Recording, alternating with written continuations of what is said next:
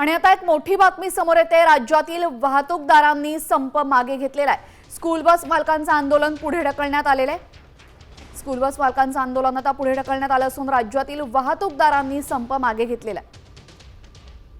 School bus मालकांनी त्यांच्या काही मागण्या ठेवत आंदोलन पुकारलेलं होतं आणि उद्यापासून ते संपावर जाणार होते। मात्र आता राज्यातील वाहतूकदारांचा संप मागे घेण्यात आलेला आहे। स्कूल बस चालकांनी आणि मालकांनी जर आंदोलन पुकारलं, जर संप पुकारला तर विद्यार्थ्यांची शाळा बुडेल अशी चिंता पालकांना होती। आणि मात्र आता एक महत्त्वाची बातमी समोर आलेली आहे। या संदर्भात अधिक माहिती देतील आमच्या प्रतिनिधी सीमा दाते। सीमा, काय अधिकची माहिती?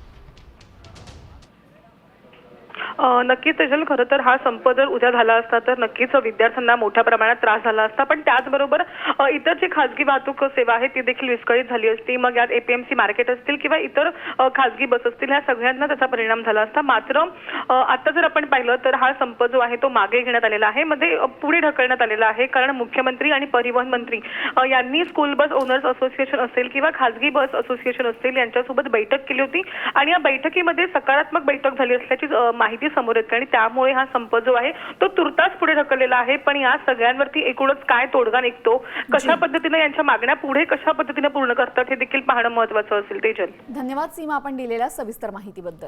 तर आपण पाहतो राज्यातील वाहतूकदारांनी संप मागे घेतलेला आहे, तात्पुरता मागे घेतलेला आहे। मात्र या सगळ्यांच्या ज्या मागण्या आहेत त्या कशा पद्धतीने सरकारकडून पूर्ण होतात हे पाहणं महत्त्वाचं ठरेल।